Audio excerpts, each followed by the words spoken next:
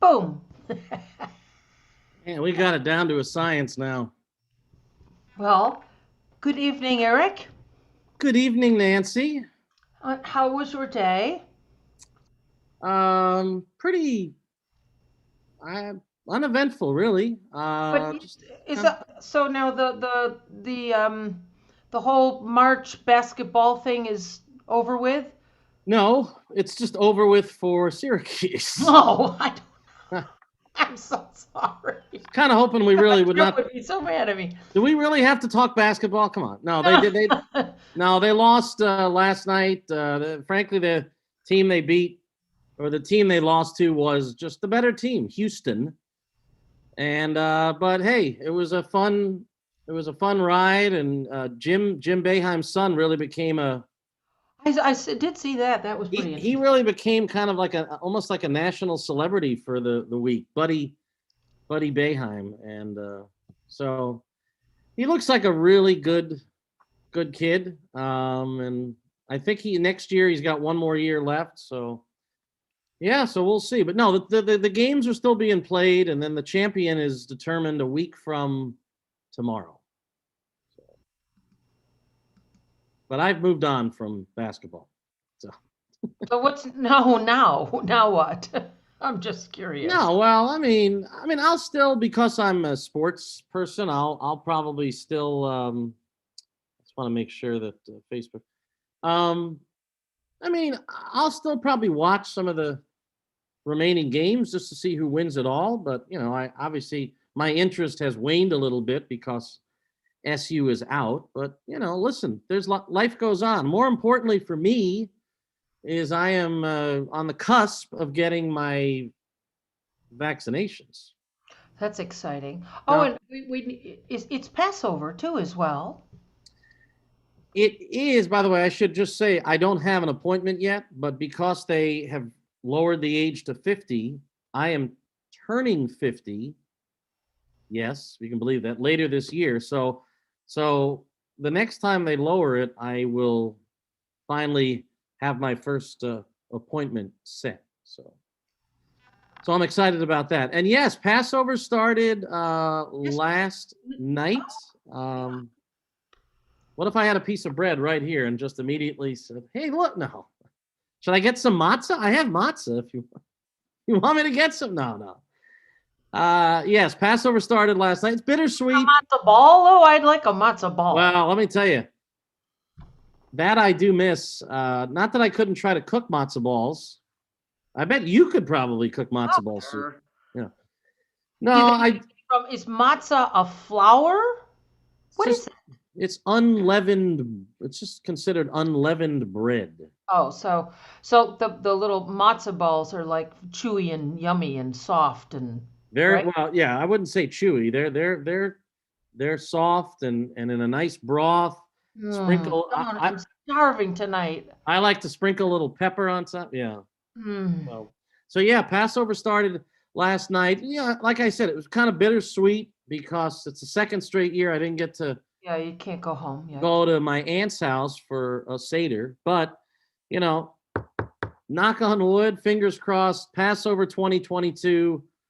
Um, our family will be vaccinated. Hopefully, the pandemic will, hopefully, most of the country will be. And next year, I can go home and be able to celebrate Passover um, the way I usually do, at least for the first few These are days. just wonderful holidays, and to be with your family, these traditions are wonderful, and we Yeah, and this is a great holiday. This is sort of a holiday season of sorts because you've got Passover that started last night, and then a week from today Oh, is by the way, Easter. the fam is coming out to my house. They are. Yeah.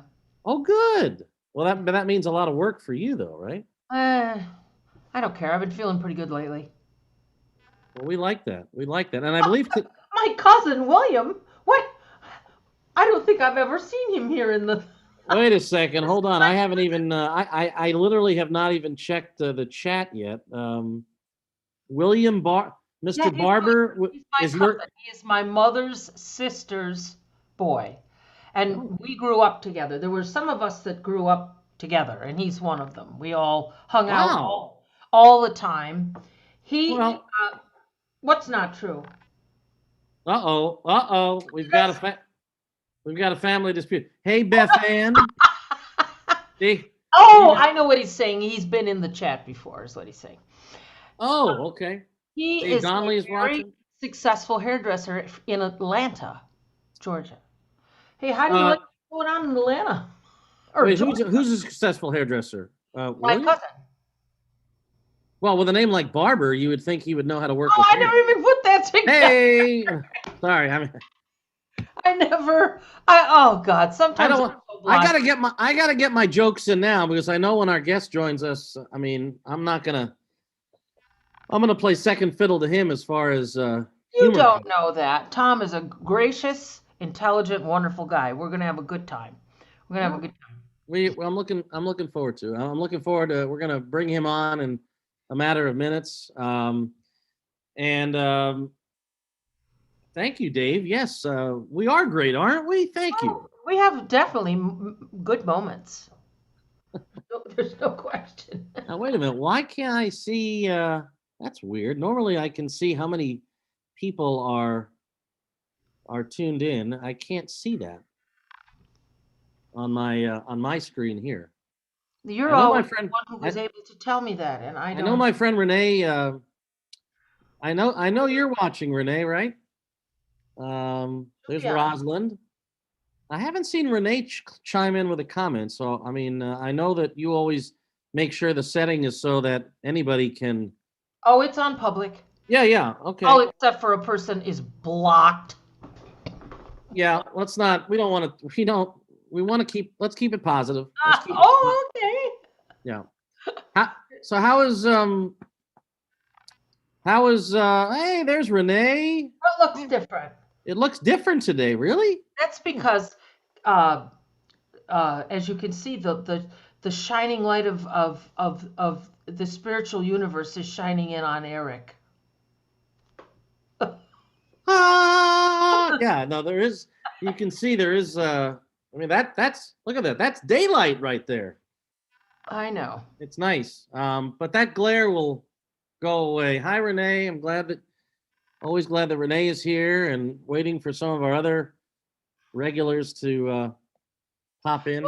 I know that Eric, this is a little. I don't want to say it. Let's just say it's different for you because this is a guest that you're not sure whether you've met him or not. You may have perhaps along the way somewhere, but Well, it's not someone you really know really well. And I kind of talked you into saying, this is going to yeah. be a lot of fun. And so don't worry, you're gonna roll right along with it. Well, believe me, I'm not worried. You know me, Nance. I could get stuck in an elevator with somebody, and by the end, by the end of the ordeal, we're we're bosom buddies. So no, I think that's everybody's biggest fear, getting stuck in an elevator. I mean, I kind of, yeah, no, I don't want to jinx it because my building does poor have an guy. elevator. Imagine the poor guys that get stuck in an elevator with me. Well, I mean, depending on what kind of a day you're having, I mean, That's what I'm trying to say. it could be a very pleasant experience, or they could be going to therapy afterward. I love you.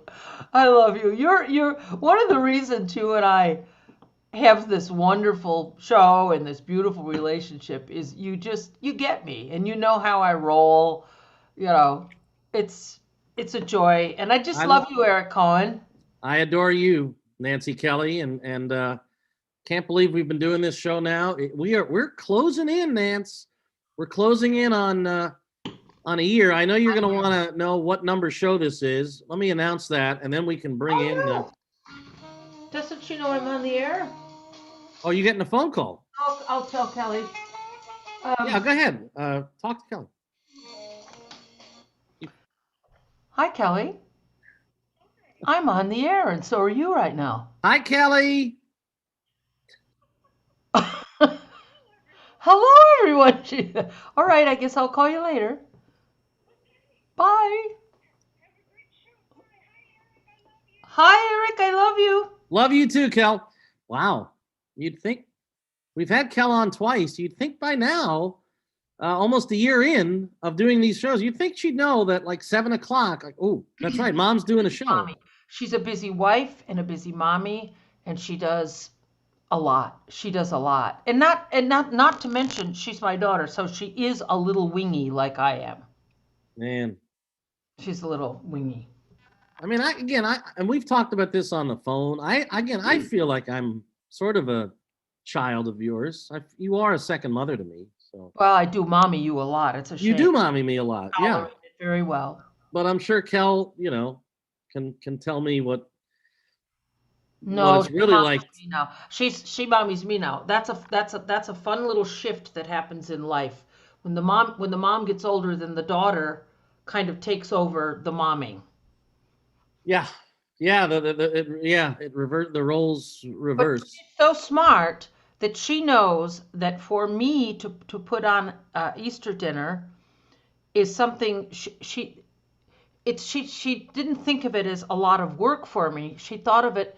I know her. I know the way she thinks. She thinks of it as a way for me to feel useful. Because I'm not, when you get older, you're not the center of the universe anymore. I respect every mother out there. Of course, my own mom at the top of the list, and you and Renee. I mean, it is a thankless job being a mom, and we're getting close to We're getting close to not only our anniversary, our show anniversary, but Mother's Day too is less than 2 months away. I don't even know when it is. How about we bring on Tom, and maybe he can cheer us up and make us laugh and be silly. Let me just announce officially before we bring Tom on this. I know people are hanging on every word here. Brrr, where's the drum roll? Where's the thing? Wait a second. It's all right, please. Ladies and gentlemen, you are a part of Time Out, show number 39. Yeah. Yes. It's our 39th show, and who better to have for a 39th get-together? The guy that's still 39. Than this gentleman who happens to be 39 years of age. Yeah. Yeah. So why don't you give him a proper intro? And ladies and gentlemen, nope. His first name is Tom. Now, we have to have a discussion about his last name. Yeah, that looks like one name altogether. Yeah. We got to have a discussion about this name. Tom Ciappa. Tom Ciappa. Tom Ciappa. Thank you. Where are you, Tom Ciappa? I'm right here. Let me see if my video will go. Let's do that. Let's see. Oh, good God. Oh, good God. We always do that. You come in the room and go, oh my God.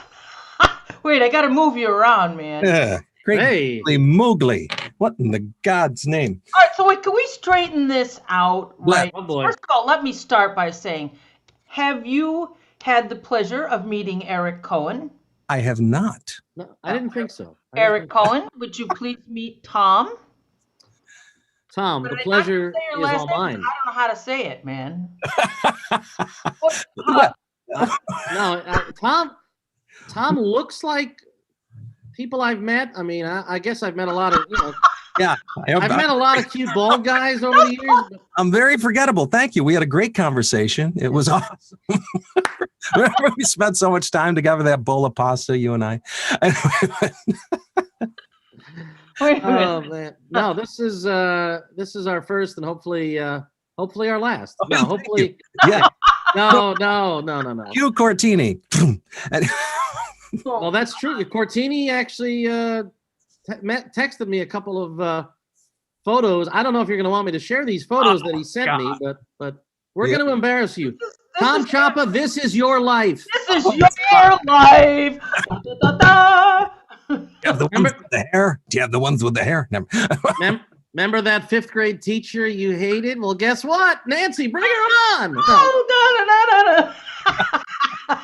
I love her. You're going to make me cry. My 5th grade teacher's name. It was Mrs. Swan. I remember it because she was nice. But anyway. Yes. Wait, please straighten for me. Oh, yeah. Please straighten out for me this This conundrum, this dilemma. here, So is it Ciappa or Ciappa? Italian is Ciappa. Technically Ciappa, right? I It's, like it's that. not El Pacino, it's El Pacino. It's not Ciao, it's Ciao, right? CIA in Italian, right? So what happened was my father, when he was growing up, was nicknamed Chopper, right? Because there was all the old Italians and Ciappa was still familiar. It turned into Ciappa. It was easier for people to say over time. When I went to college, because it was an art school, everybody was familiar with languages. It was Ciappa.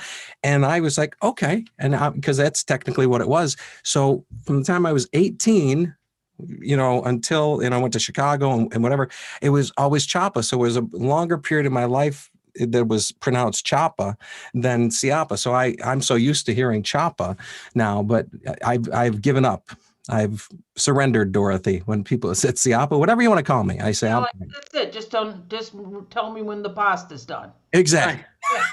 All right. That's it. I don't care. Just a little lagging of that other I stuff. might just stick with Tommy C. There you go. That's Hey, easy. but see, to me, the name Ciappa relates to the chops that you have as a singer. Oh, well, thank you so much. So Tommy Chops. Tommy Chops. Tommy Chops. Yeah.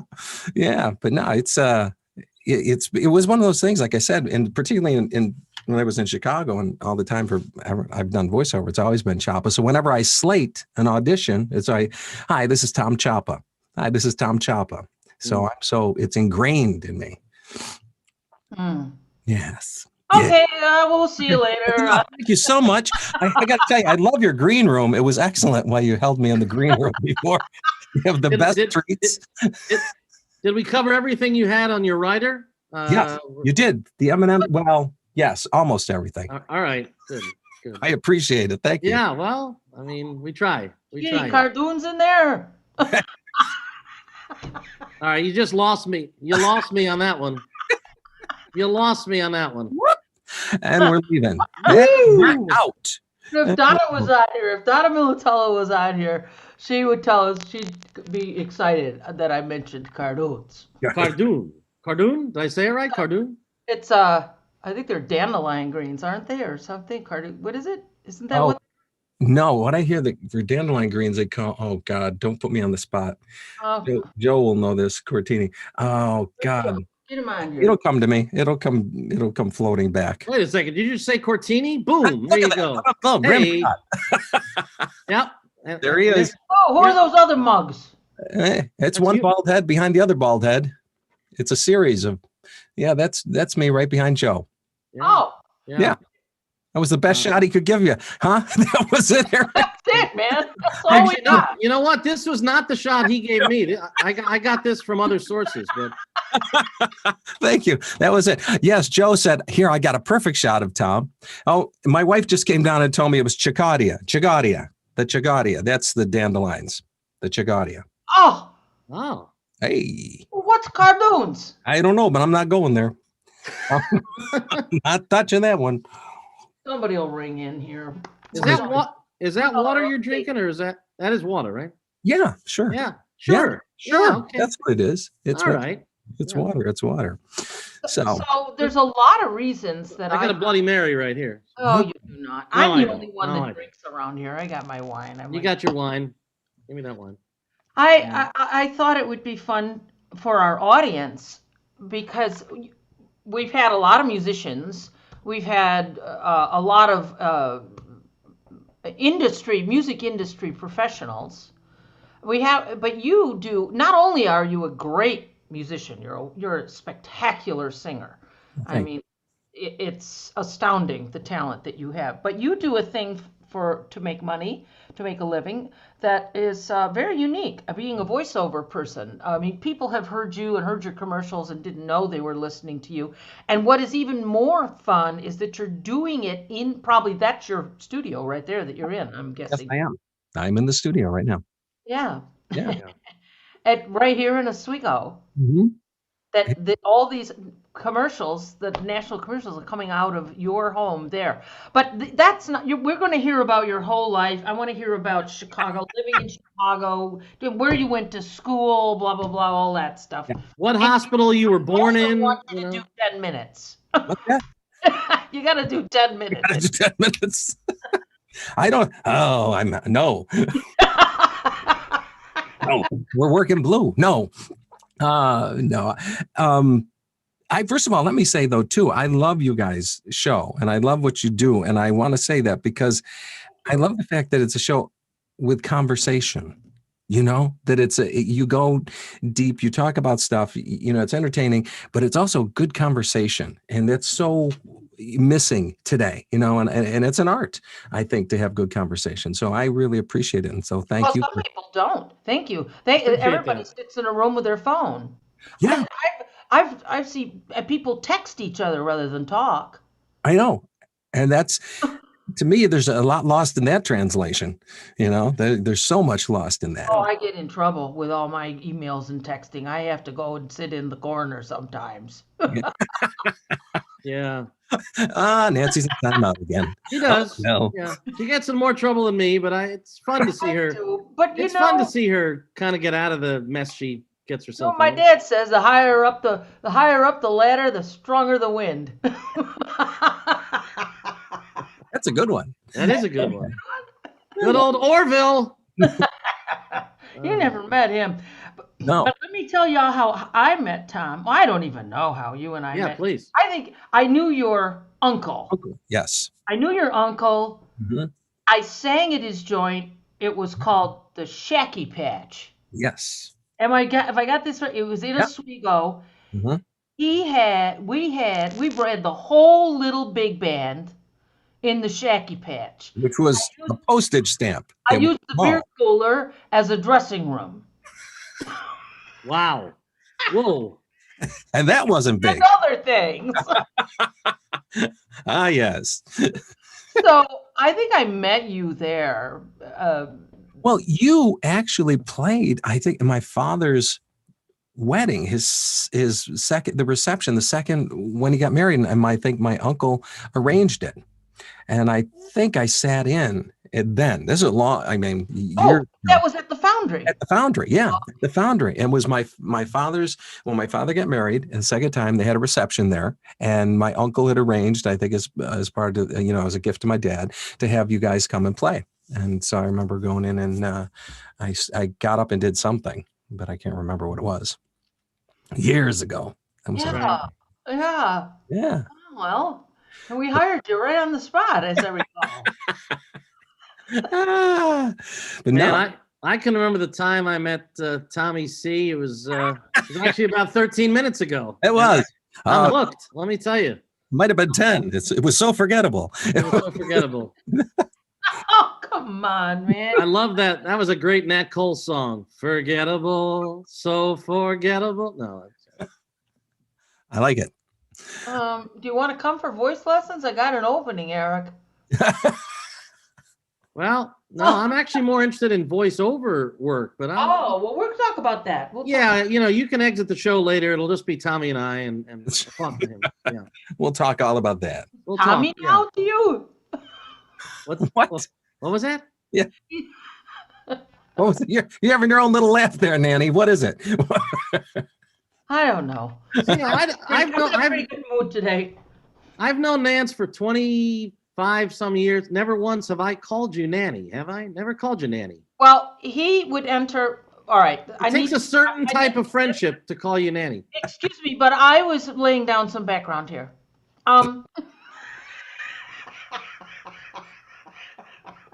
Meanwhile, back at the ranch. Oh no, who do we love that says that? So at some point, at some juncture, I love that word. Yes.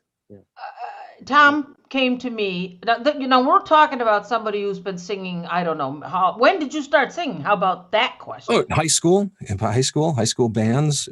Put bands together when I was actually middle school, I think, and then middle school, and then throughout high school, and started that way, and but just rock band kind of stuff. But yes, that part. That's what I did too. Rock bands. Yeah. Yeah. Well, I was talking with my manager today, talking about it's a much cooler background to have, because you're diverse, you understand all the music. Mhm. Your first love is one of your loves is jazz. Yeah.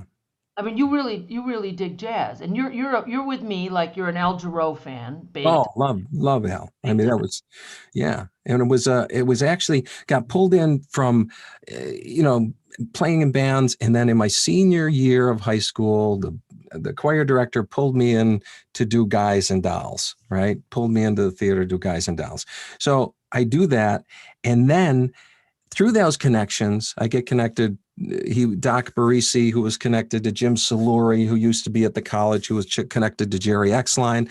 And I started singing and getting into jazz when I was in college. And when I came back, I would go with Jerry Exline and he would, run me through stuff and try to expose me to jazz because I was never technically taught. It was always just how I felt it, and that was just, I would just sing and I didn't know all it was so funny. I went to take a lesson with him. And he's going through all the scales, Dorian and Phrygian. You're going to do Oh, this, you're with that. talking about that guy, the guy at Lemoyne. Yes, yeah. Who Yeah. used to be at Oswego State, and that's where I met him. I met him through there, one summer, and he handed me Frank Sinatra album with Only the Lonely on it, and handed me all these old Dakota Staten tunes and stuff like Yeah, that. And man. it's like, So, you he know, knew what he was and doing. that was my real entree into the jazz stuff, and started to explore it there, but always just dabbled on the side. It was like, yeah, I dig it, but I never had all the schooling, all the understanding the circle of fifths and the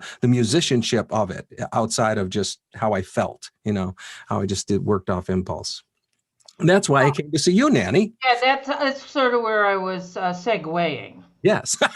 How much does a seg weigh anyway? No? Well, it depends. I Depends on location. Sometimes. I have a friend who used to run an egg weigh store. Yeah. And I used to ask him that all the time. How much does an egg weigh? Anyway, so he came to me, got a hold of me somehow, and he came to my studio, and we started. It was fun to work with Tom because he already had a huge leg up as a singer. We worked on some technique and stuff, but anyway. So you're singing. Let's go back to when you started singing. You were in some really cool acapella groups and stuff. Yeah. Well, then when I went to Chicago, I was working in this big 1950s, 300-seat 1950s diner called Ed DeBevick's. And it was a concept, restaurant, and it was new, but it was perfect. It was done to the T's to look like a 1950s diner. Everybody played the part. A lot of actors, worked there. And this was in Chicago? Yeah, in Chicago. How come you were in Chicago? I was in Chicago by happenstance. When I got out of school, my wife and I went to San Diego, and she didn't like it there and came back here. I wasn't ready to come back here yet, and I had a friend in Chicago who had an apartment to sublet. I had never been there before, had only flown through O'Hare, never been to the city, and I said, okay, I'll take it. It was like 3 months sublet in Chicago. And so we went there, and Mayor came out, and we went there, and it was just the right place, right time type of thing, had the friend worked at Ed DeBevick's. So the same connection there got me in at that restaurant. I had never waited table before, but I said, yeah, my family has a restaurant. Yeah, sure. I could do that. And how did that unfold? Well, most of the time it was without episode, but sometimes you would get your ass handed to you. Yeah. I remember being on the floor. It was all about the show, right? And so this is literally this place on a Saturday night. There would be a 2-hour wait. And all they did Friday and Saturday night, 2-hour wait, all they did is serve pretty much burgers, fries, malts, and diner food plates, like a turkey plate, meatloaf plate, that kind of stuff. But it was such a hip place. It was really cool. And on Saturday night, WLS, the radio station, big radio station in Chicago, would broadcast live from there, their 50s show. So it was live. So anyway, I was working there. One Saturday, I get slammed. I'm in the back with the station that has 7 tables, and I get slammed. Everybody sits at once. So I'm doing the best I can just to food out, get everything there. And that was the night I got my first complaint. Somebody went to the manager and said he wasn't very entertaining. Uh-oh. I wasn't very, gave me $1 tip. I'm just losing my mind trying to get food to everybody and get claimed. He goes, he wasn't very entertaining. Here's the $1. To say he certainly was not an empath. We know that. Exactly. But that's where the acapella group started, because there used to be a group called Four Guys Standing Around Singing that used to come down and sing outside, and because it was busking for all intents and purposes. You'd sing at Water Tower Place on Michigan Avenue. You go sing, and they sang there, and the next thing you know, they were on a national McDonald spot. And it was like 4 guys hustling through the daytime crowd, taking breakfast by the hand, pop, pop. And they would, they had a jingle, they did it, they were on there. And we're like, so another guy that worked there with me, we decided, hey, we could do that. So we auditioned some people, put a group together, and that was the start of our a cappella group, Acme Vocals.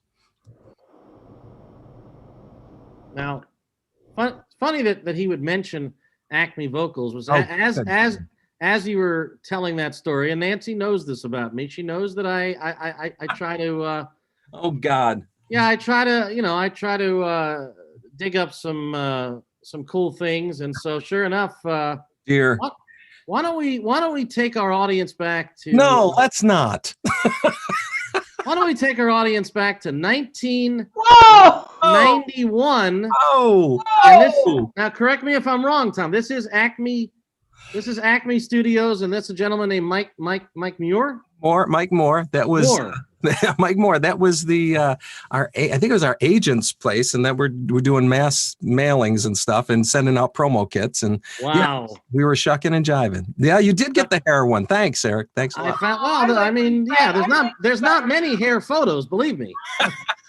But I found one. So yeah, Acme Studio. I didn't know about Acme, but when you started talking about it, I said, "Oh, I got something that'll shock them." Yeah.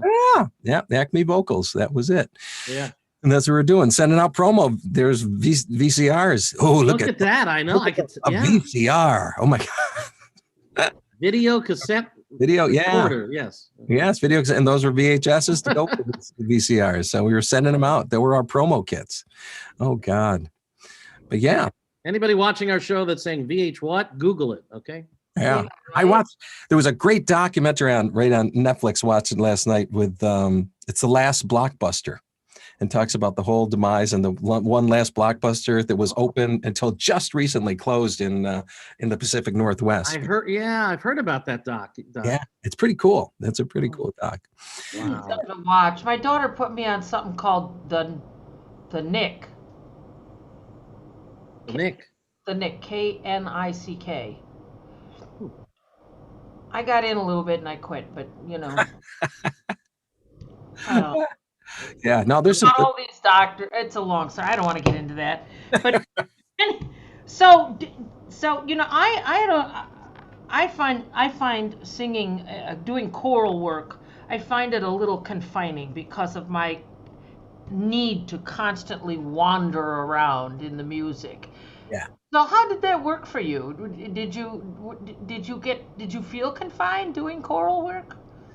Yes and no. I mean, we were a different kind of, a cappella group in the sense that we were kind of a cappella / comedy. We ended up performing in a lot of comedy clubs and performing, with a lot of comedians and doing more variety kind of stuff as well. So we had a lot more flexibility in the performance part of things. And sometimes we would open, some of the songs we would do would open up and let you have some flexibility. They weren't all locked in, and we were winging a lot of it. But so, yeah, I didn't feel necessarily confined by it, but. Oh, I don't know. It's not, I know the way, what you're talking about, and the ability, how expressive you are, and the ability to communicate a song and the ability to change it up and to find those different nuances in it and the different levels. Yeah, you don't have that, which is frustrating at times because it's like, yes, I have to do the same thing over and over again. But but it was a great learning experience, though. It was an awesome. You're performing, and you're bringing joy, which is what we love doing. Yeah. There's somebody on here that's a dear friend of mine and a big fan of yours. Oh dear. Yes. John Sullivan. Oh, hello, John Sullivan. We had him on the show. What's that? I saw his. Yeah. I know. I saw that episode. Yeah. I watched that. Yeah, you're not the first Oswego guest. Sorry. Yeah. Thanks a lot, Eric. Oh, the third. Third? Who's second? 14.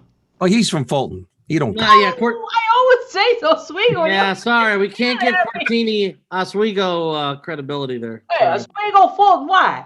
Yeah, exactly. In Fulton. Yeah. But yeah, no, John Sullivan was fantastic. Yeah. Oh, he's great. He's got so many stories. He's a great storyteller, and he's great. He's so knowledgeable about so many different things. He's awesome. Such a great.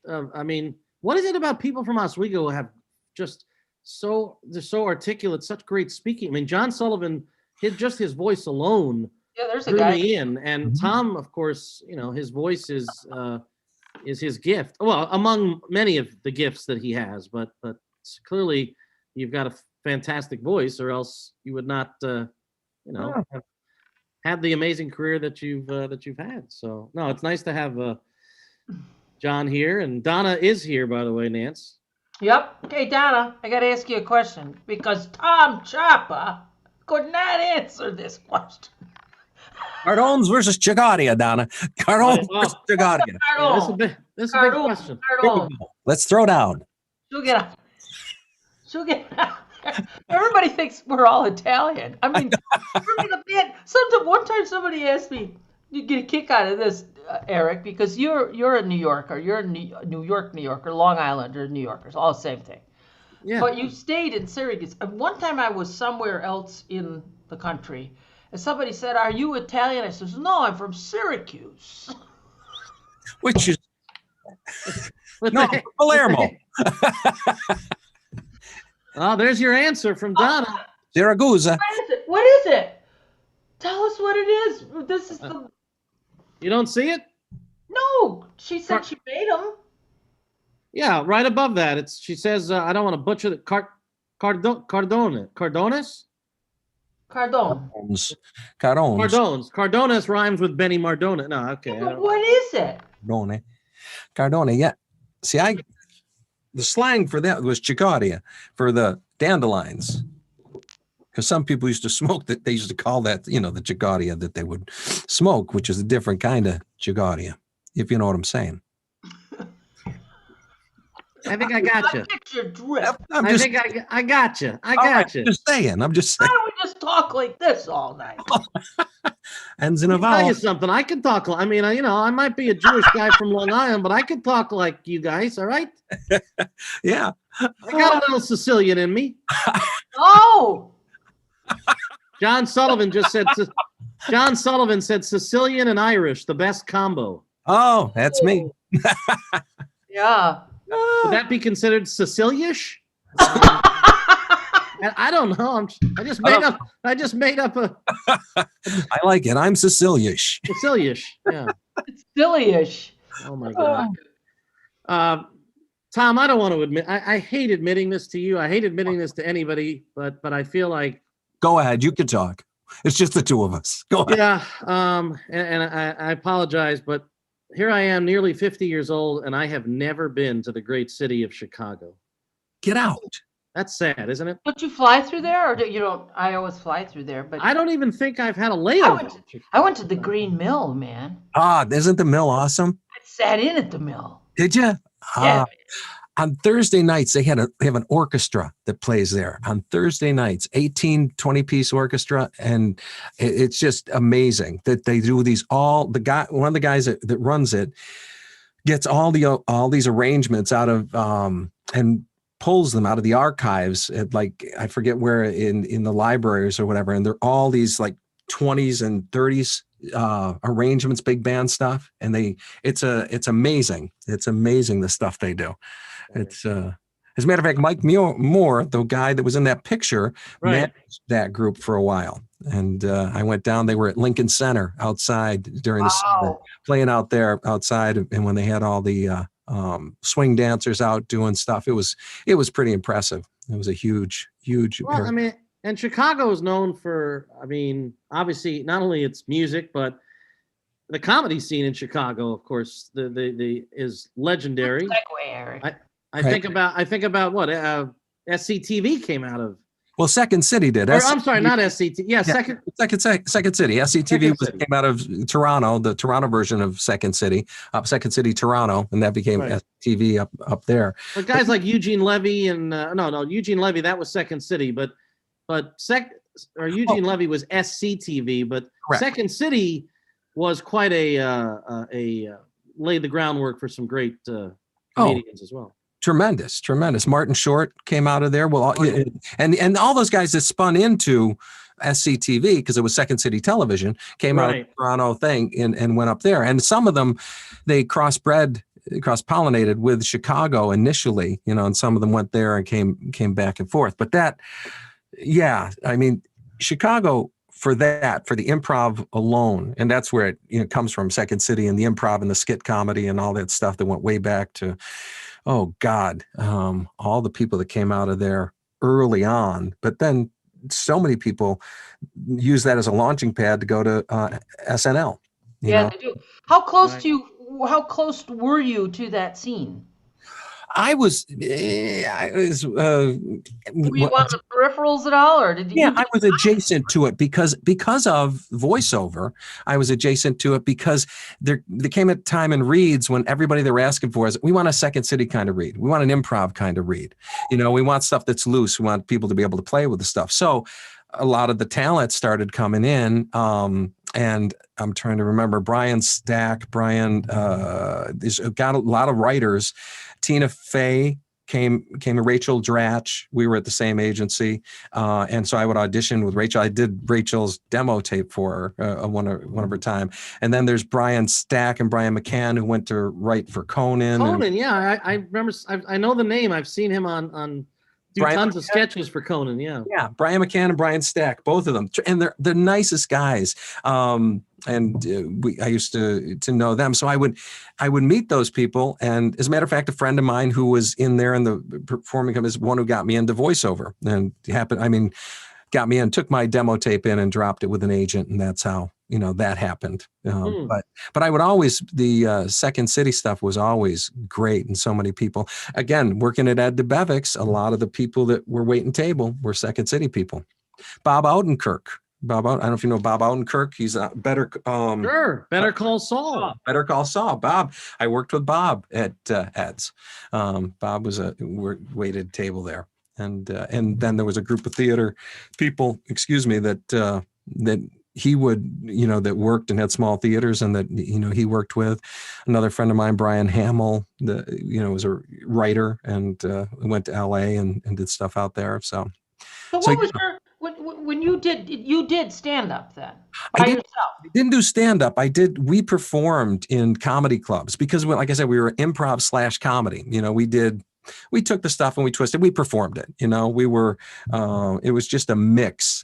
Sometimes we were serious and sometimes we do some stuff that was, was challenging and was good. It was well done. A lot of the times it was more for the performance than it was the actual music of it. But we ended up, because of what we could do, we ended up in comedy clubs and we would kill. But in a way, it wasn't fair because the comedians, you got one guy up there, he's doing his show. And then you get 5 people coming up on microphones and just bang, first of all, hitting vocally, it just sounds so impressive. And then we'd entertain, we'd, do our stuff and we'd kill. I had to die. I'll tell Eric this. I'll try to make it quick. And I told you, Nancy, before, but it's my whole story about striking while the iron is hot. We had done a bunch of stuff and we were getting some good play. We had opened for Jay Leno. We did a month at the Improv in San Francisco and they wanted to get us down to LA. So they took us down the Improv in LA and it was a Friday night. And this is the lineup that's there. Seinfeld was outside. Leno was there. George Wallace was on the stage. Rosie O'Donnell, John Stewart. Let's see. I'm trying to think who else was on. And they're all in. Everybody's up doing their stuff. David Spade was there. Richard Belzer, and we're on. And we're in the mix. And so we come up and we kill. We're in this, the Improv. If you've ever been in LA, it's not a huge room, but it's a good sized room. And we kill. And then they take us upstairs afterwards, and there's champagne, and there's all these agents and people from HBO and blah, blah. And they're going, what do we do with them? I don't know. And the guy who ran the Improv said, oh, we're going to have a birthday party for Bette Midler, and we want you to, to sing. It's going to be on a boat off, this weekend. And we had a booking in Las Vegas, and we had to go to that. It was in something we had to do in Vegas. And they said, no, cancel that. Just, and we'd like, no, we can't. We got to go do this gig. So we went and did the gig. We didn't do that. 6 months later, we go back and we do the same thing and we kill. And the same thing, they bring you upstairs and there's champagne, and you go up and there's nobody there, just the champagne. And you, and it was like 6 months. It was like strike while the iron's hot, and you were there, and we probably should have. Go ahead. Did you have management when that was happening?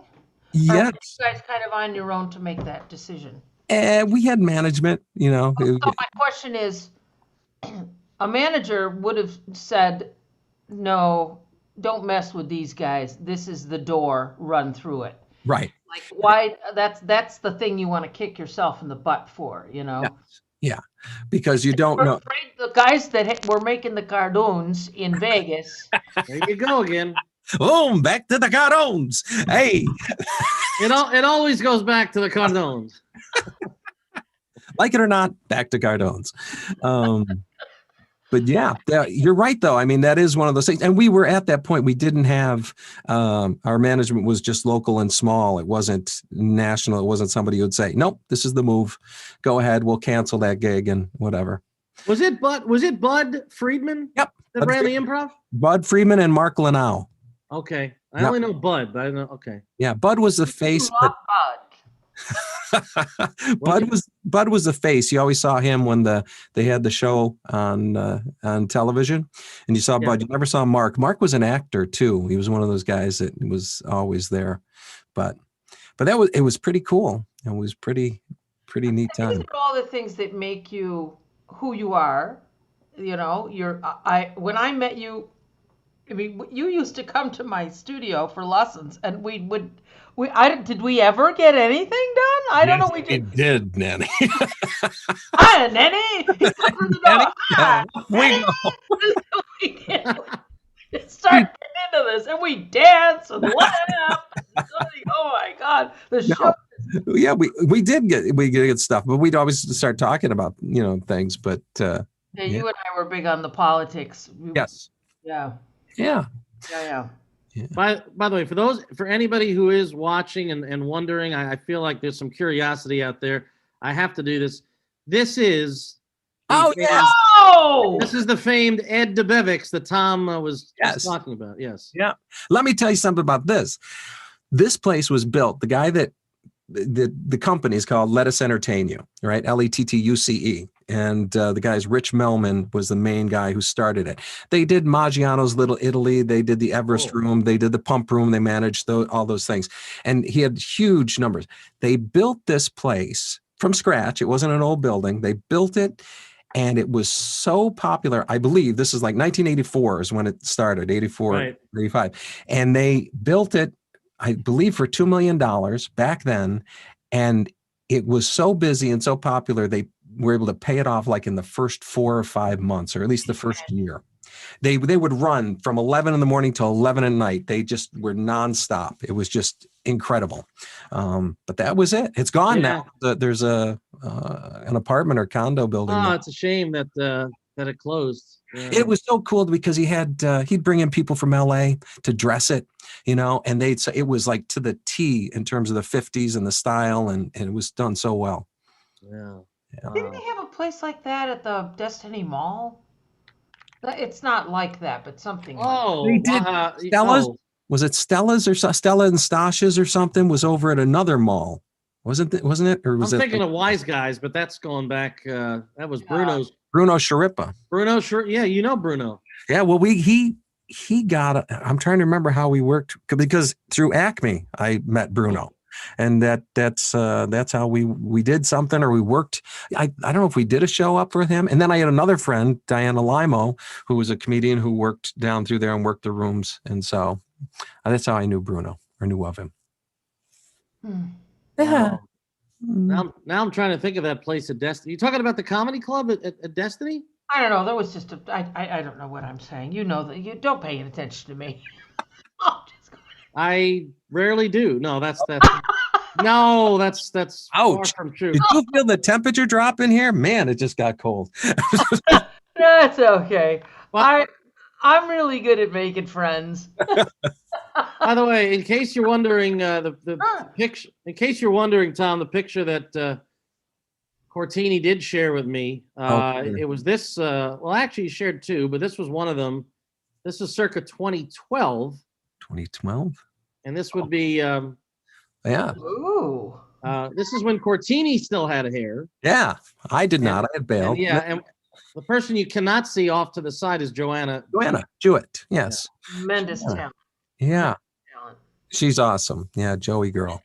Joanna is a brilliant woman too. Mm-hmm. Joey and I go. Joey's father was my 6th grade teacher. Joanna's dad. And wow. Yeah, and her mom was good friends with my mom, so and I know them well, and that's how I know Joanna, and I've known her my whole life. So she's awesome. Just to wrap up the Cortini involvement with this show, the other picture that Cortini shared, nothing to do with music, but it goes to show just how versatile you are. This is going back 12 years and something called the Tour de Loop. Tour de Loop, yes. Cycling. You're a cyclist in addition to being... well, I can't go. I gotta call. What? You gotta call. You gotta tilt your head? Well... Yeah, he's a little off kilter. Sorry, I'm always falling off the bike. See that? You're always falling off the bike. Right there. See that? I'm just. I'm never up straight. I'm always falling off. Okay, never mind. No. So anyway, I guess I wish I had some good. I have a clip. I got a great picture from that I'll share. Please, yeah. Oh dear. One of the great things about our show is just the guests never really know what's coming next as far as it's fun. The pictures that we share. There we go. That was Now you said that was just 2 years ago? Did you or no? I said it was 2018. 18, so 3 years ago. All right. 1990, 2021. Yeah. So this is my class. Yes. And Tom, of course, here. Look at Tom. This is my little Bella, who is now 17. Is she? She was great. Peter thinks he's Frank Sinatra. He's fun. Yeah. He's got the whole thing going. It was fun. Got the Al Capone look going. Yeah. I don't know. A lot of these people are moved on. Donna's still with me. Of course, Scott is one of my best friends in the world. He's been on the show. Yeah, I got Scott's. But do you remember what you sang that night? I'm trying to remember. Didn't you tell me he sang Steppenwolf, Born to be Wild? Oh, no. That was it, yes. Yeah. I know I did Take 5 one time, and we did Take 5. You did. Yeah, I'm trying to remember that night what we did, but I think that might have been the Take 5 night. Well, let's just see. Oh dear, no, Nanny, don't do it. Whoa. Oh man. Always something up Nanny's sleeve. This is when I leave. I hate listening. I think Tom's gonna take 5. I'm gonna take 5, maybe 10, maybe. Oh, here we go. Look, it's Dee Dee. And Joey. Joey Arcuri, Larry on drums.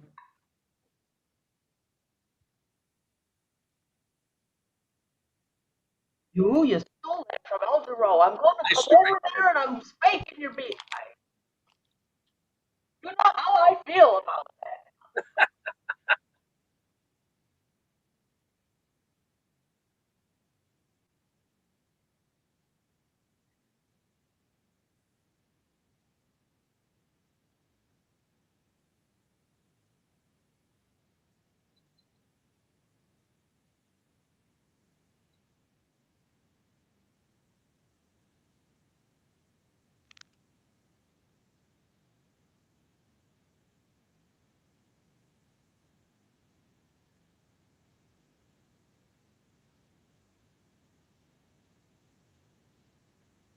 Well, well, that wasn't as painful as you thought it would be. Well, it was okay. Oh, not at all. Oh, good. Well, for you. So now we know. I mean, you're just a tremendous singer. You really, really are, and it's got to be crazy. This. So, have you stayed in the music somehow during this pandemic? Have you? I have not done anything. I haven't done anything in a while. I haven't been doing anything as far as music goes. But it's been tough because there's just been nothing to be able to work with. Occasionally, Chemo and I would get together, and actually one time I was just like, "Come on, Chemo, let's just get together and play. Come down to the Foundry, bring your keyboard, and let's just do something." Yeah. I just need to, because for me, and like I said before, to me it's therapy. Singing is therapy. Singing is expression. Singing Absolutely. I mean, it's just it's so wonderful just to be able to do it. And sometimes I don't need an audience. It's great when you do, but sometimes it's just doing it is cathartic. Well, I think music has, especially in this last year that we've gone through, a year that feels like a decade, but I mean, just listening to music, especially when we, are inside and we, quarantine, nowhere to go. And music, we've all had some very long, dark days, which hopefully we're starting to come out of now. And I think that music has been it has used its healing powers more than ever, I think, over the last year, because again, none of us have ever been through anything like this pandemic. And again, music can just let you escape. And I know it has for me, and I know it has for Nance, and everybody said they didn't hear that. Did you hear it, Eric?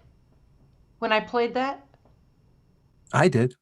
I heard it. I heard it just fine. Really? Did people? Yeah, people are saying there was no sound. Tell them they're lucky. Tell them.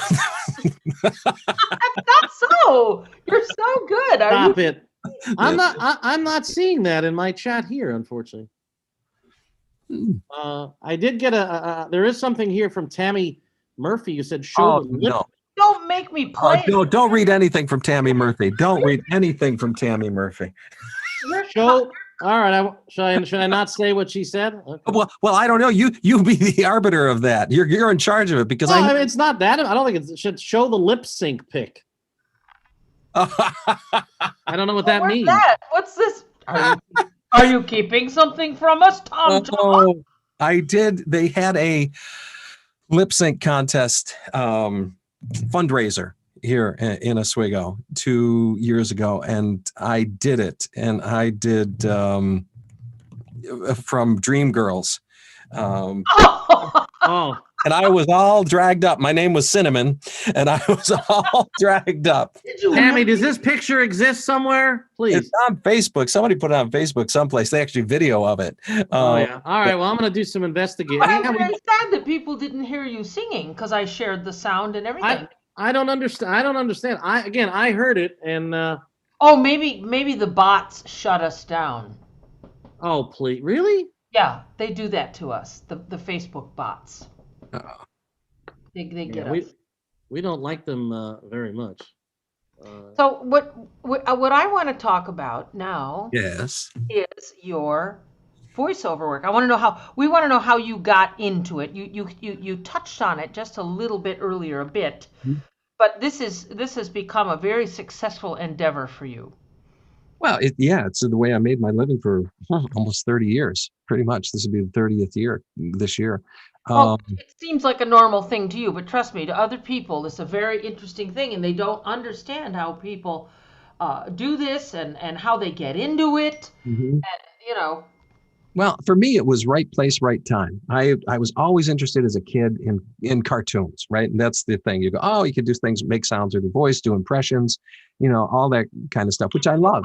for us, What's that? could you do a couple for us? A couple what? I don't know, impersonations. I don't know. Maybe Nancy, you can go do something else. I don't know. I feel like Christopher Walken is one of that is somebody who is He's got a hook. one of the most Yes. impressionable. Yeah. What's the word I'm looking- But because my wife and I were saying the other day, we were watching an old movie, and it was just like everybody in the movie you could do an impression of, whether it was Humphrey Bogart or Sidney Greenstreet. It was this back and forth, and you're watching it, and you're going, but now there's not many hooks. People don't have hooks to their, a lot of them. There's some that stand out, but a lot don't. And I don't know if it's just that things have changed, but that's why he is so distinct when he says things. The rhythms are just so pronounced that's why he sticks out. I used to do it was such a good thing. Oh, wait a minute. My friend my friend Dave will always go me because I would always do Sean Connery.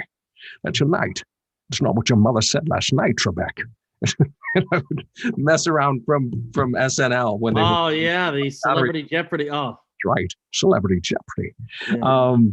But I would do Carson, but nobody knows who he is anymore, and just things like that. When I would throw him around. I'm thoroughly entertained. Good stuff. Good stuff. But I started doing that, and I started to want to do cartoons. It was always like, Oh, baby, if I do it, I get an awful licking. Oh, brother, what a maroon. Oh, and so Bugs Bunny was always a thing for me. So when I started, that's what I thought I wanted to do cartoons, but you can't do that. You couldn't do that at that time in Chicago, New York. You had to be in LA.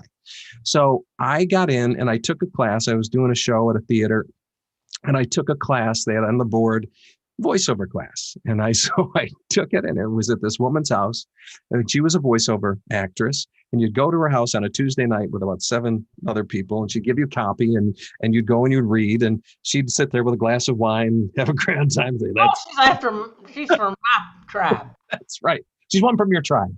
And she would tell you, and at the end of the 6 or 7 weeks, she'd go, yes, I think you can make a demo. And she put it together for you, and you went. I did it. I did the demo. I happened to have a friend who was doing voiceover, and she took my demo tape at the time and took it in to her agent and dropped it off. And it was at the right time. Voiceover used to be before big voice announcer guys. Everything was big and bold. And it was just starting to change when Tom Sharp did a Volkswagen commercial, Farfignugan, the old Farfignugan campaign, right? And when that broke, they started to go to regular guys. And it was like, we don't want announcers. We want regular guys. We don't want, this is what we want. And I happened to be there at the right time. And she needed someone in her stable who fit the bill with the right age group. And I got in. And I was so fortunate because it was a voiceover only agent in Chicago. They were the only agency that just did voiceover.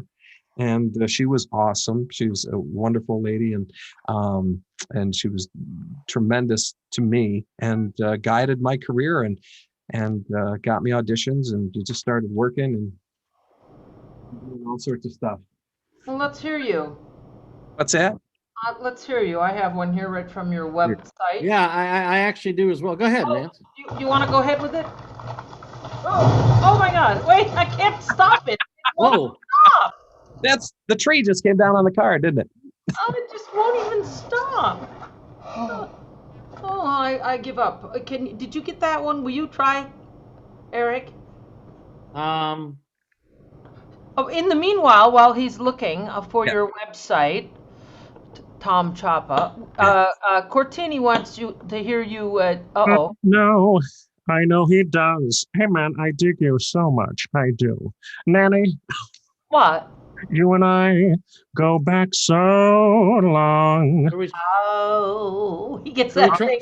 You, I clicked He share. sounds like, he sounds like if ever I should leave you, Anthony Newley. Anthony, Black Anthony Newley, man.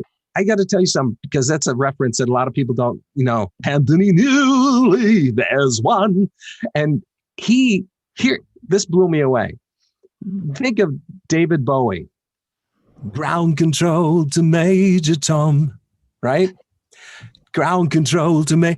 Anthony Newley was David Bowie's favorite singer.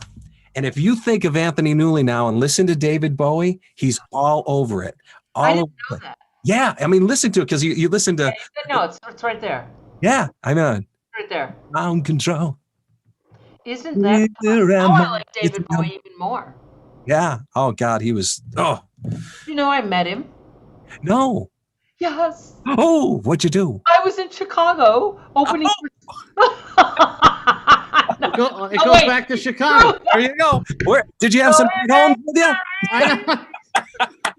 Wait. I was having cardones in Chicago. At Bob Vitica or whatever it is. And the Bevics. No, I was my rock group was opening for Sam and Dave.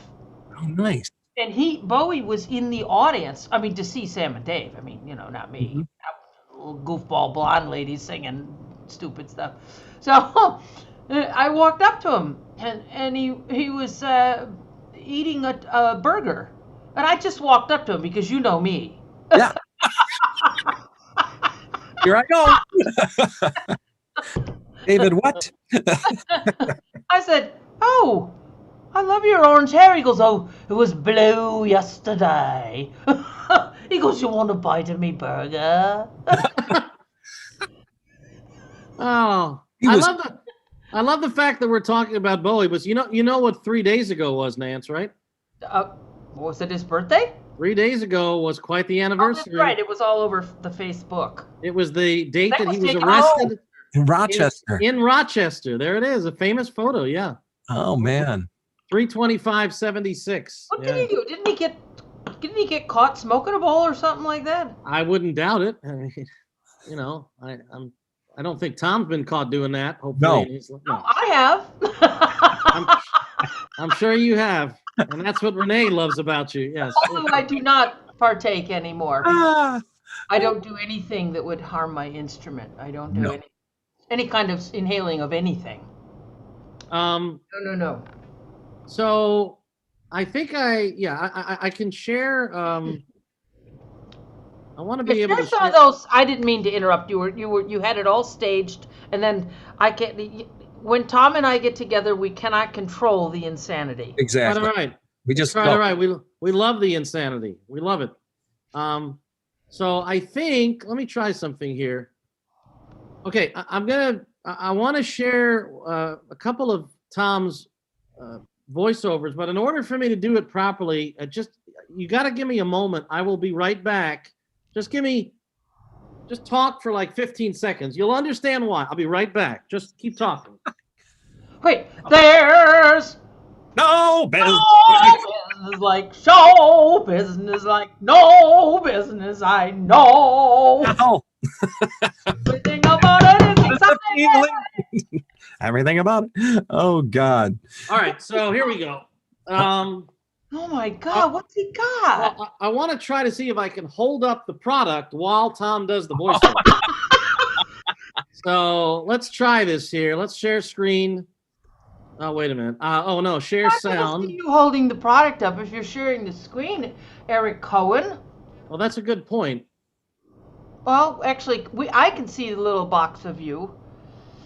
You can? How did you find these? I didn't even find these. What's your newest one? How about this? Let's hear the one from McDonald's. Everybody knows. Is that an old one? Yeah, those are all older ones. There are options, people, but skipping McDonald's dollar menu at breakfast isn't one of them.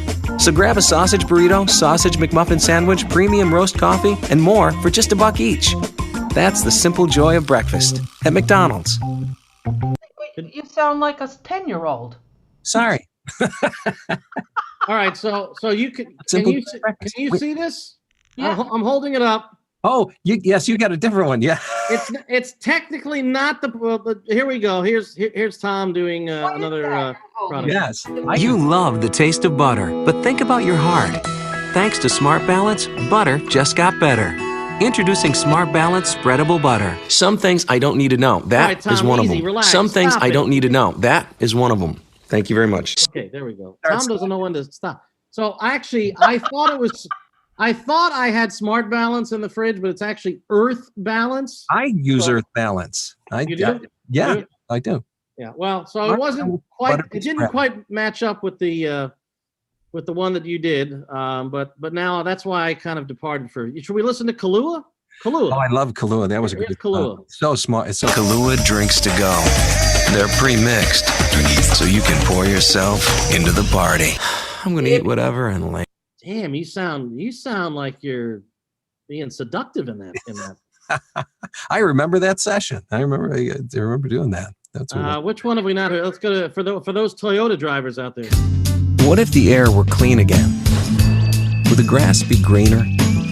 Would you live longer? Feel better? There are options, people. And now we're back to What if the air were clean? Hold on. Yeah, there we go. They just Did we do Dyson? no. Let's go one more. Let's check out Tom's Dyson read here. As engineering feats go, it's impressive. A machine designed with a singular purpose. As engineering. Okay. Can you go, Eric, up to the other? Oh yeah. And go to the up there and keep going. If you Yeah, go we're gonna. now. Oh no, I was going to say to the latest work. You down a little bit farther. Keep. Oh down. yeah, latest work. Oh sure. Yeah, but this is old stuff. It's not on there, but I think if you go up left, he used to be able to scroll to list and go to different ones, but that was probably the last big spot that I had, which was for Domino's, right there. Oh wait a minute, right here. Yeah. Yeah. So, but you could just hit play on that. I think. Yeah. Go back and just hit play. Wait a minute, I'm hungry. But I did this thing. I'll tell you about this thing where we're doing it. Yeah, that's it. Just get play on that. Is Hit this play, gonna? Eric. Play. Take you. Yeah. Here we go. Let's try this. Loved it. No.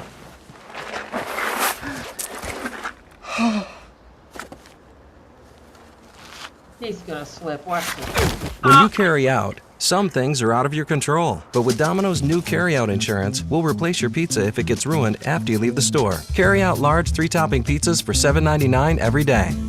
Oh my God! I totally remember watching. 60. I totally remember that commercial. Yeah, these are all. No, That's you. Your friend Tom Ciappa. So now, what I want. So Eric Cohen, who was for many, many years, 20 years, maybe even 30, I don't know. He was the DJ guy, the program. 25, Nance. Don't please. Don't sugarcoat it. I'm having a day.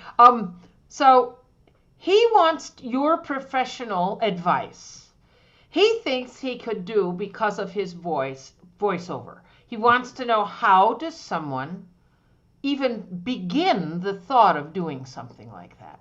What do you do?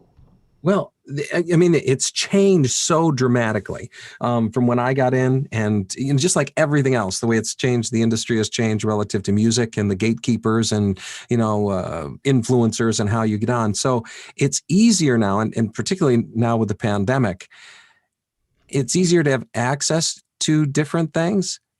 It's tougher to cobble a career together. At least this is from my vantage point now. And I don't want to be the old curmudgeon it's not like it was when I was a kid. When we got in, there were only a handful of people doing the jobs. That's right. But But you can basically, before, even a couple of years ago, I would say to somebody, if you wanted to do it, you had to go to New York, LA, or Chicago. You had to go where it was happening. But now technology and the situation has forced and accelerated the ability to do things at different locations. So I have in my studio, I have an ISDN down here, which I'm about to get rid of because I just don't. What is it? It was a digital codec, they called it, but basically it was two paired telephone lines that were digital that would allow me to do a session with wherever, and it clear as day as if I was in the studio with them. Yep. But the advancements with Source Connect, IPDTL, all these other different forms, you don't need it anymore. Wow. And I remember when I worked at my radio station for 25 some odd years, a lot of my interviews would be just regular phoners. But right. when we had a guest, sometimes a guest would come through town and they needed a public radio station because they were going to be on an NPR show. Mm-hmm. And we would, my program director would set up an ISDN, punch in a particular code and all, and then they would do the interview. And I could literally listen in from my studio. I could kind of route it so I could kind of eavesdrop in. Mm-hmm. And yeah, it was like two people, like they were in the same studio, right? But they weren't. But this ISDN allowed them. It was just the clarity was tremendous. And now you're saying that ISDN is kind of it's on its way out. I mean, literally. Well, when I first got mine here, I first had one in Chicago, and I had one in my house there. Because I was doing promo work, and so promo work you had to do it off hours, so you couldn't go to studios or whatever. So I'd do it from my basement. And it cost me like $50 a month.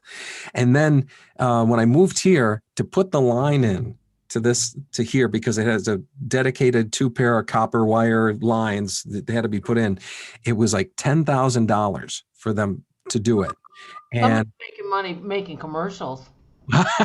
Well, the beauty of it was I ended up not having to pay because it took so long for them to do it that the company, which was called EDNet out of San Francisco, which took care of the installation, took care of all that stuff, fought for it and said, hey, look, this guy should have had this 6 months ago. And you told him he didn't. So I ended up just having a credit because I did have to pay credit. So I didn't have to pay for years. But anyway, so that now has gone up monthly because the phone companies are trying to get rid of them because they don't want to deal with that anymore. So now it's a couple $100 a month just to have it here.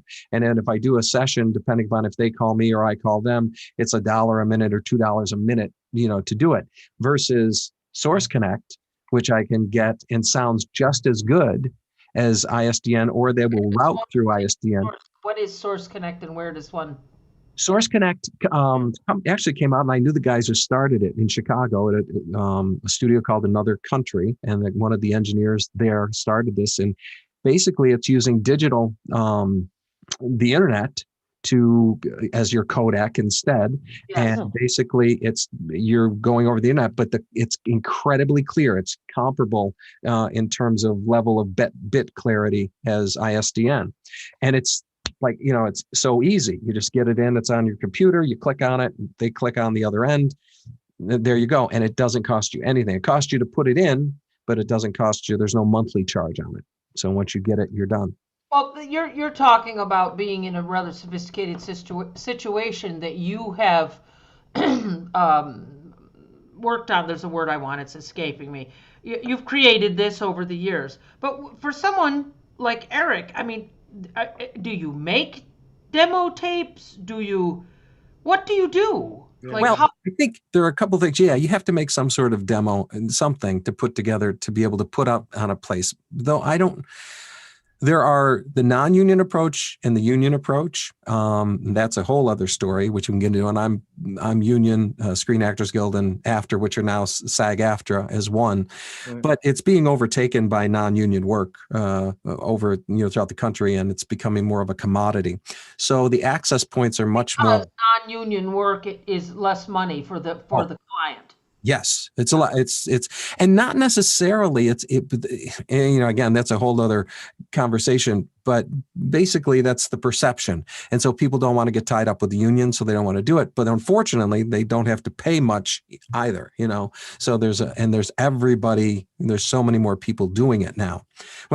Perfect example, Eric, when I first got in the business, I would do, I was hitting like 1 out of 10 auditions. I auditioned in Chicago. You'd go and you'd audition with 30 people, 30 people for the spot. And you're in a major market and you're doing, there's national stuff. You're in there. Then once the technology advanced in ISDN and this thing called Voice Bank, which Voice Bank went nationally and took people so you could audition from anywhere, instead of auditioning against 30 people or 40 people, you're auditioning against 300, 400, 2,000. Oh boy. So your batting average just went down substantially. Yeah. I'm not hitting them anymore. So it became a lot more competitive. And there's a double-edged sword to that. There's good and bad. But the first thing to do is you have to, I would say, to get your head in the game, to study, to listen to things, see things, and hear things that you say, oh, I could do that. Right? I could do that spot.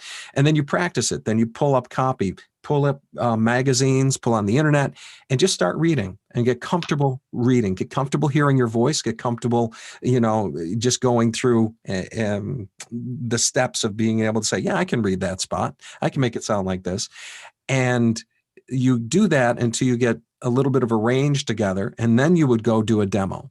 That would be my north thing. Now where would you do that? That's the thing. I don't have one thing that's working against me, Tom, is I don't have a setup here. Right. I don't have my own studio. Right. But you have Subcat, or you could come. Well, that's the thing. Yes, I do have the great folks at Subcat, and I don't know whether they would allow someone like me to. You could come to Nanny's house. Yeah, that's right. You could come to my house, and I could record tracks. The trick is to go to the production end of it, right? Because your demo, you want to sound as authentic and real as possible. Yes. That's always the challenge, because the first thing out of the box, you get out there and that's why when you do something, you don't want to do something that's already on the air. You don't want to do copy that something's been done, because somebody's going to say, yeah, that's not him. I know. No, it's got to be that. There's got to be an originality to it. Right. So it would ideally be nice to have some music playing behind the copy that you're reading. Depends on the spot. Yes, you want that. You want variety through think of this. It's like your demo is like, Nanny, it's like doing a song. It's there's going to be arc to it. You got 1, 2, 3. You want to catch them, hook them up at the top, take them on a little journey, and lay at the end. When they hear your voice, they do not want to shut it off. They want to keep listening. Right. That's what your goal is. Yes, you want them to go long enough, and that's why it's so important. The first 10, 15 seconds are the most important of anything that you do on a demo. Oh, because, sure. Yeah, because that's it. You're going to hook them, or you're going to get them or lose them right there. And so you want those 3 things to be dynamic and authentic, and the brand that you are, so you find, and that's why I say the journey you would take, Eric, in finding out, okay, what's my brand? What's my voice? Who am I? And then you say, okay, now I'm going to give 3 shades of this. Go ahead. But you being also someone who does a lot of voices, do you find yourself gravitating towards just the Tom Ciappa voice, or do you approach some projects with a little altercation of the way you sound? You let the copy inform you, just like a song would inform you. You let the copy inform you. What are they looking for? What do they want? What's the tone? You look at it and you read down through the copy and say, all right. And you read the directions. If it's a television spot, if they're giving you direction, what's happening on camera, what's the transition, what's because generally it's set up as problem, solution. You have this, it's bad, it's terrible, but you know what? We've got this. And it'll solve all your problems. Yeah, you have that nice calming. You have a calming sound in your voice that you've developed over the years. So okay. So now we got a tape of Eric. So we got a demo with 2 or 3 styles on it. Mm-hmm. Then what do we do with it? Well, I think there's 2 routes if you're in in Syracuse and you utilize your connections people you know that are in production in any way, shape, or form, and you drop it with them and say, hey, this is what I'm trying to do. I'd like to do it. I'll do some demos for you if you want. Let me do a scratch track for you. You mean like run it over to Ron at some... Ron, but anybody maybe in advertising, anybody that came through before in production work at the radio station, if you have any relationships still with them, and you say, okay, the other route, that's one route, and that's to get your feet wet and get going and doing stuff. The other route is you get that, and you're going to go to Voices123 or Voices.com, which are union, non-union sites, sometimes pay to play, but you can get your stuff up there and up on the web, their sites. And then people go there looking for, to cast, and you may have some opportunities there as well. Cool. There are agents in Rochester, I believe, and I don't know, there might be one in Syracuse as well. And it'd be worth it to explore with them to see what their connections are as well. But your background would be a great leg up. When I had to do, and I voiced just about every spot imaginable for my former station, whether it be, we had so many underwriters, whether it be for a restaurant, whether it be for a furniture company or an automotive company. You don't have any of those air checks, or you couldn't get your hands on them? No, I don't. Ironically, a few months ago, I was asked to do a voiceover of a video. God, I almost wish I could pull it up. Is that a dog that you're petting? Me? Yes. I hope so. I kind of hope so. No, it's actually something else. But it's fine. Everyone's fine. I'm sorry. It's the dog. Actually, it was something it was my iPad, and I was gonna potentially get it for some copy and for some. Please finish your story, Eric. I can't. Well, I don't know if I'd be curious to share this with Tom. Literally, nobody in Central New York, nobody's ever seen this. My old college roommate, who works now at ESPN, needed a partner to voice over. It was a video. And they needed narration to it. And so it was for a, how do I say this? Well, you know what? I'm going to just play it. I'm going to play it and put it this way. We got to see the video first, and then he was the one that came up with the script. He actually sent me some microphone, so I had it here. And we kind of took about 2.5 hours to do, but this is what came of it. Let me see if I can get it full screen. So here we go. This is myself. Oh, wait, I can fix it so you can share that. Wait, Eric, wait just a second, my dear. All right, I'll stop the share. Yeah, wait, I can fix that. This is my.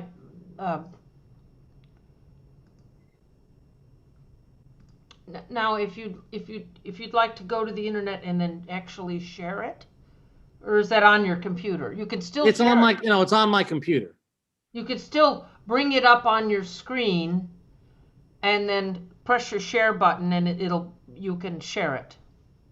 Well, okay. That's not. All I right. think I can just share it the way I was going to. I don't think we'll hear it though. Well, I did click share sound, so hopefully. Welcome to this extreme. Are you able to hear that? Yep. Sorta. Yep. Yeah. I can hear it. All right, I'm gonna actually turn up the volume on my. Well, actually, it's all the way up. So, all right, this is as loud as it's gonna get. But anyway, But is this video somewhere on the internet or just on your computer? It's a good question. Where exactly Where it is. are you playing this from? Did you bring it up from your computer? Yeah. So if you and I did get paid for this, and actually got paid a decent amount. It's only a 70-second. Well, let's hear it. Let's not. All right, here we go. Here's the video for it. Here we go.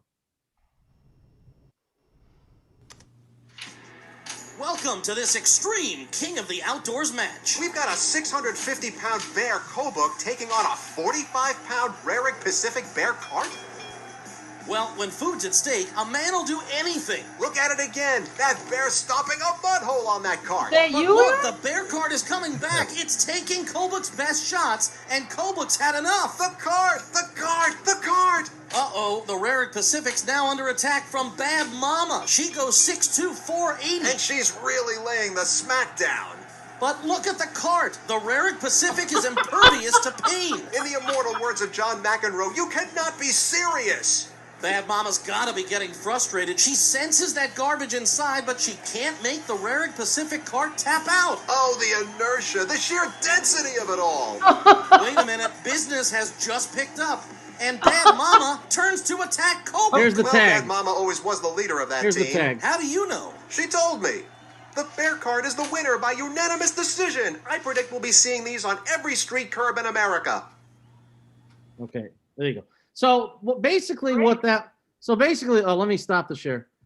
So basically, what that was, the other voice was my old college roommate, works at ESPN, knows somebody who deals with different clients. In this case, the client was Raric Pacific, which is this recycling company. Mhm. And there was this video that they saw that had a bear getting into this fight with this recycle bin. And so they thought, well, if that could be if there could be narration for that, it could really help maybe sell the product. So he couldn't do it himself.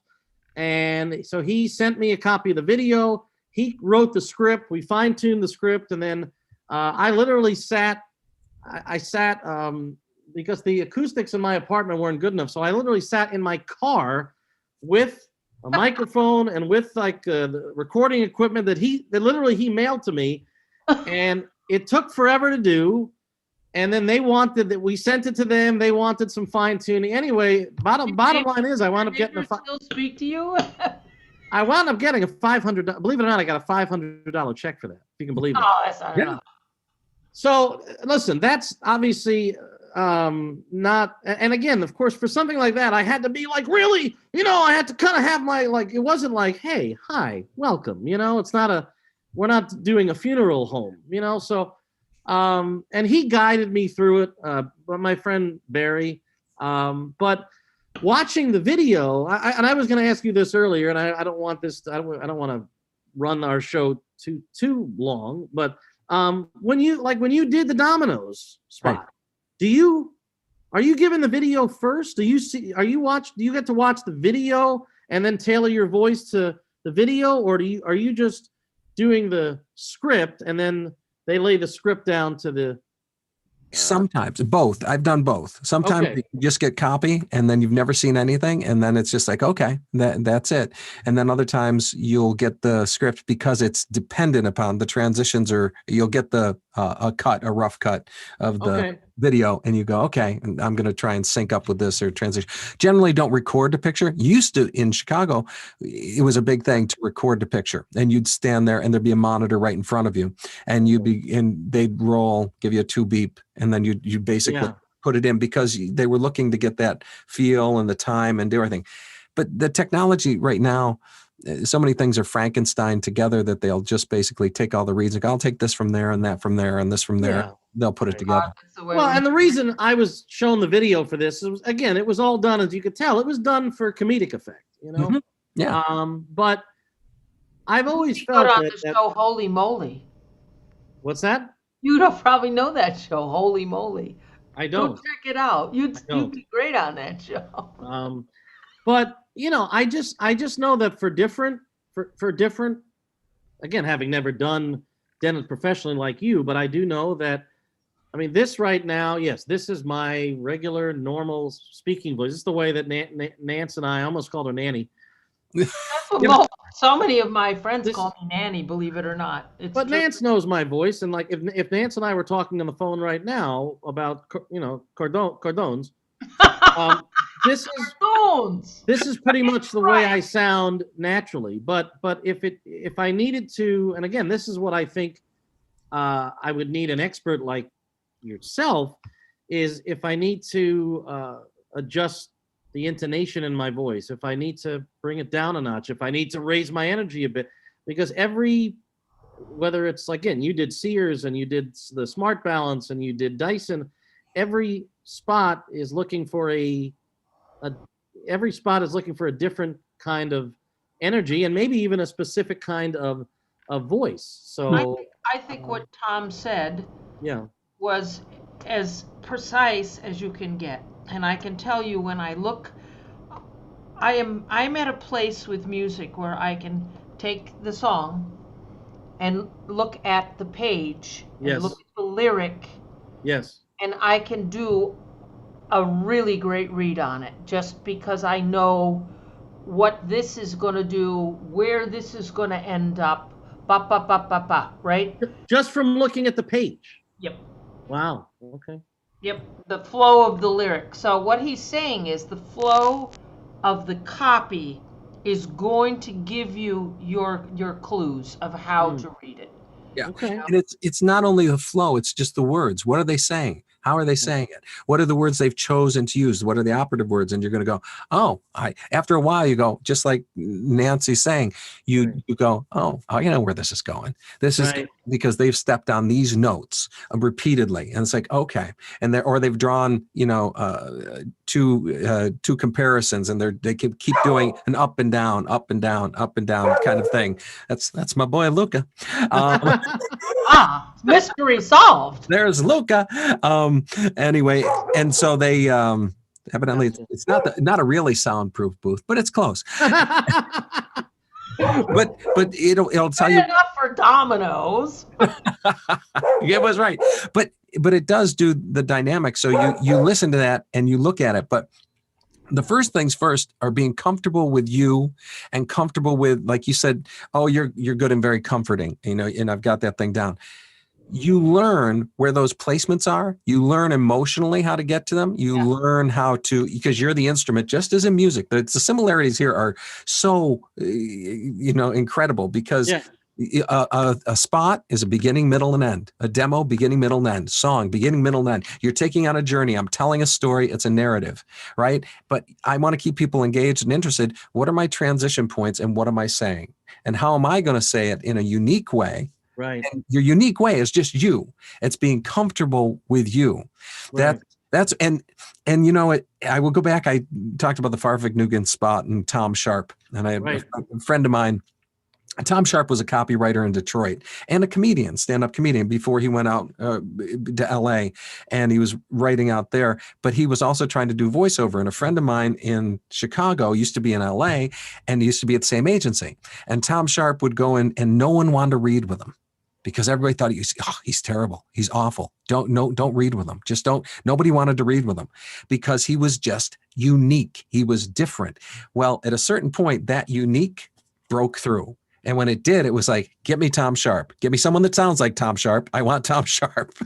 So you find out what your uniqueness is. And then, and that's a comfortability, and it's your point of view. What's your perspective? What's your spin? How do I feel about these things? And honestly say it. And once you do that, that's engaging. Same with a song, right, Nanny? I mean, once you want to tell your story and engage with it. And once you do, you've got people hooked and they'll listen. They'll go, because you're telling me something. So you get comfortable with that. And let me go to this and I'll just bring it around. I did a spot, and you talked about auditioning or doing this in your car. I auditioned for it down at my father's house down in Virginia in a closet. Yeah. On my iPad, not my iPad. I had my iPad for copy. I'm in there holding it, and I've got a little setup, and I'm doing with the booth in the closet. And it was for Kleenex. And the line was, Kleenex, someone needs one. There you go. But that was it. It was just Kleenex, someone needs one. Wow. And it was just boom. I mean, I just did it. And it was a woman in LA who's not a casting director, but a coach and whatever, put online that was like a brilliant read of a brilliant spot of a thing. And all it was is just me just sitting there being honest. And it was just that. Now, the spot itself was wonderful, and it's in that thing of the latest work. But it's a beautiful spot, and all I do is tag it right at the end. But it's like, Kleenex, someone needs one. So you find your authenticity, you find your perspective and point of view, and then get comfortable with that, and then you start reading the copy. So don't try to be someone you're not. No. No. That holds true with any performance art. Yeah. Man, Tom, that is. I mean, I'm so glad that Nance, you asked the question for me, and you asked it so perfectly, Nance, and I'm so glad that we touched on that, and hearing your advice and telling me how to approach. Before you even get to demo status, here's point A, and then eventually you take it to here, I think another point. I appreciate your words. I really do. Go ahead, Nancy. Another point that's very important to understand, and it holds true with what I do. You have where did Tom go? I wanted to bring Eric some copy. So Oh. Eric, I want to finish my thought. go ahead. As long as the dog didn't get into that copy. Holds true in every area of performance art. It's something you need to understand very, very clearly. Not everyone is going to like you, and you're never going to cross that bridge where not everyone likes you. You have to go into it knowing that the right situation you're going to be right for, and then that's it. Right. They're not all the situations are not going to be for you. The problem with this kind of endeavor is you have to be relentless. It can't be, well, let me just do this once and send this out. No, you do it every day. You work at it every day. You just immerse yourself in it. Yeah. And that's the only way that it will come to fruition. Mhm. I can And tell you that. you read. You read and get comfortable reading, because what happens, the skill you develop is to read words ahead. You're anticipating, so you're reading the words, but you're 3 or 4 words ahead, and that allows you to breathe. It allows the whole spot to breathe, because you're going, I know where I'm going. Let me get there. You're not trying to make the decision in the moment. You're just like, I'm already there. I'm comfortable. And that's what happens with singing too. When I'm singing a song, I'm in the moment and I'm expressing whatever it is going on, but I also know what's coming. Right. And I'm setting up myself and the sound for what's coming. So you're in the moment and also in the future. It's an amazing thing. And Tom just mentioned something, and I know this is obviously a big teaching point of yours, Nance. Breathing. Now, when I'm just talking on the phone, and you and I can talk for an hour and a half, I'm not thinking about, oh, you know what, maybe I need to just take a breath there. But when it comes to reading copy, whether it's a 15-second or 30-second copy, there might be, I don't want to try to overthink, wait, should I have maybe just taken a quick pause there? I don't want to. I want to tell you, I'll interject. I feel like I'm going to overthink this once I really immerse myself in it. This is important, what I'm about to say, and Tom, I know, will agree with me. It's the space, it's the quiet that draws them in. It doesn't matter whether it's a song or you're reading copy. When you stop, they listen. And that's the only, I can tell you, that will hold true no matter what you're doing. Yeah. It's important. It's a space. It's a space in between. It's because it's your dynamic, that moment. And when you talk about the breathing of it, Eric, it's not, you do the technique, you do your step on your notes, you do the stuff, you rehearse it, but then when you get out and you do the audition, you let it go. Right. And it's a tough thing. And I now still, and even more so now, because, when you go through dry spells and stuff, you've got to invigorate yourself. And it's tougher when you're alone, because it used to be, I go in, I'm sitting with all these people, it's energy. You go in, you do an audition, you go out, you're talking. Now it's like you're all by yourself, and you have to be able to go, all right, I'm just going to let it go. And I used to have a thing when I used to teach voiceover to people, and I used to say, you walk in the studio and it's just like, you go, let's play. All bets are off. Let's play. Yeah. Because in those moments of when you're playing, that's when magic can happen. That's when you're because all the stress is off. It's like, I don't care. So let's go. Let's see what happens. Man, that is this is certainly fantastic. A wonderful, wonderful show, and I can speak for Eric and for everyone that was here in the room with us tonight. We thank you, Tom Ciappa. Oh, thank you guys. I appreciate it greatly, and I appreciate what you do. It's awesome. So thank you very much. an absolute pleasure. And based on all that copy I just saw, Tom, are you free tomorrow around 2:00? Get in touch with me, Eric. I swear to God, it's funny because I threw out a whole bunch because I get stacks of it, but I have copies. So if then that's a great practice. No, don't throw away that copy, because seriously, you and I are going to follow up beyond this show. And again, I'm not just asking you just for the sake of, what's it like?